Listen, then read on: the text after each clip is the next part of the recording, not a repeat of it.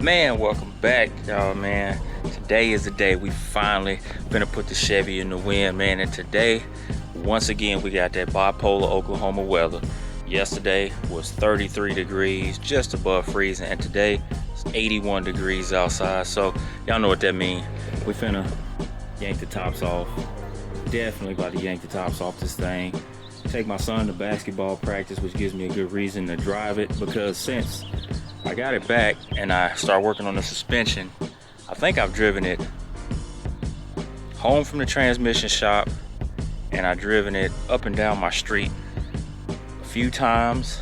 Pretty much that's about it. So we drove it a little bit. Crazy story to tell y'all too. Just so what happened was, I dropped the video the other night installing the coilovers in the front and all that other good stuff. I appreciate everybody for watching that video too. But when I got it done, I took the car out and I was driving it back and forth up and down the street. And I don't know if this has happened to anybody else or just me, but I was driving it up and down the street and I didn't tighten the little lock collar on the bottom up. And I guess as the car was moving around, it started letting the right side down. But as it was letting the right side down, it galled the hell out of that strut. So I had to overnight another one and put it in, because yeah, that was bad. And I put Permatex on it. You know, I put Permatex on all of them, and I guess just the constant movement just kind of messed it up. But other than that, man, it's back. We're gonna drive it, fully shake down the suspension on it, get that right, because we're coming a long way with this car, man. We got a lot of stuff done on it that, you know, in a pretty quick time. We still got to get it wet sanded and buffed. I still got to do a lot of panel gapping and stuff like that, getting the gaps right. I still got to get the windows adjusted and aligned. Still got to get my hood adjusted. As you see, it's kind of gapped out and it gets tighter over there. So we still got to get all that done, and just a little stuff we need to get done to it. You know, we're gonna put new brake hoses, all that stuff in it. But right now, like I said, I'm about to grab him out of the house. We about to pop the tops off of it, jump back in the car and get on this road. And first we're gonna stop at the vacuums and vacuum it out because it's kind of dirty. Then we're gonna shoot over here to basketball practice. So let me grab him and I'll cut y'all back on in a minute.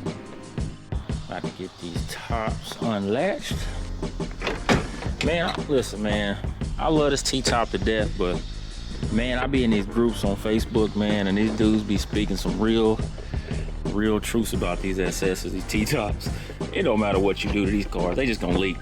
The T-top just gonna leak. It don't matter what you do to it. So that's kind of what I'm just accepting, is that it's just gonna leak. Golly. Trying to get this top off and hold the camera at the same time is kind of dangerous, but you know, whatever. So we're gonna put the top in the back. I need to get me some T-top bags, but that's for rich people. So right now we're just gonna toss the tops in the back seat. Here.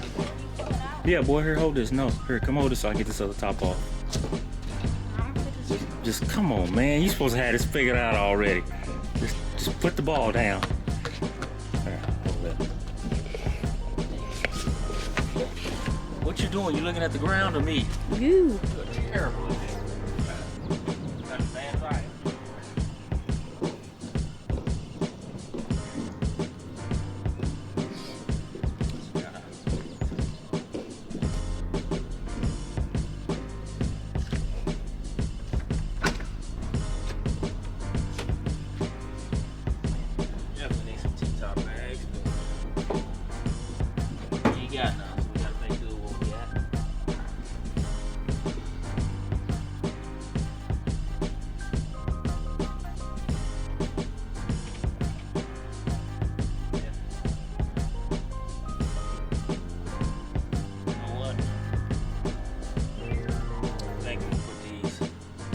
House.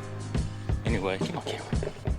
My son is trying to learn how to be a cameraman. He ain't too good at it, but I think I'm about to sit these tops in the house for right now, because I don't want them chattering around in the back seat. So once I get these in the crib, I'm gonna cut y'all off, cut y'all back on. So y'all see it, we in the car right now. I also figured out what I was having problems with my fast idle issue. I think a subscriber had told me what to do, so I went ahead and tried it. I backed out the fast idle screw a little bit, pretty much damn near all the way out, but it brought it down, and then what I had to do was I had to pretty much advance my choke, pretty much almost max it out. And now we got it down to it's idling at about 1200 RPMs, which I don't think is as bad as 1800 or like 2000 what it was. So now that's a lot better. And you know, the choke comes off pretty quick now. About 15-20 seconds the choke will come off. So we're just gonna leave it alone.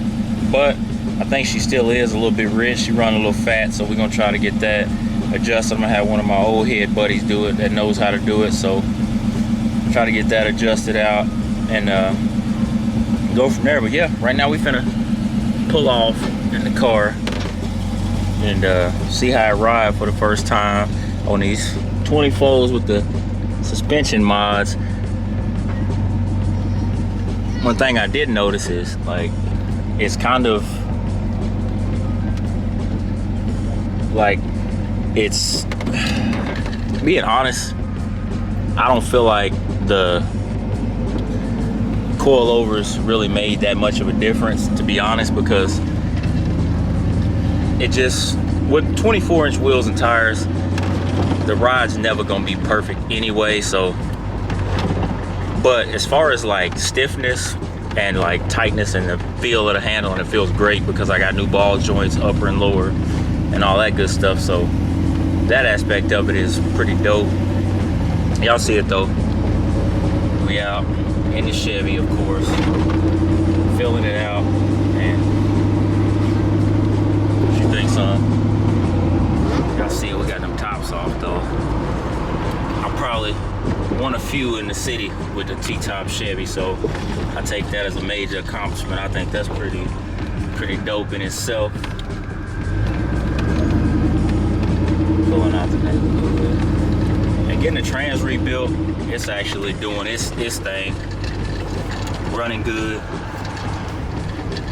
But y'all see the another thing too that I'm noticing is, like, with that upgraded shaft I put in there, it doesn't wander as much as it used to, which that's, man, I'm telling you, some of the small upgrades that you do to these cars help them out a lot. And that little small I-shaft upgrade helped me out a lot. We're gonna finish out, it does ride a lot smoother. That is really smooth, I ain't gonna lie. But we're gonna finish the rear suspension out with the trailing arms and stuff like that, and see if that kind of makes it better, you know, and tightens everything up with that.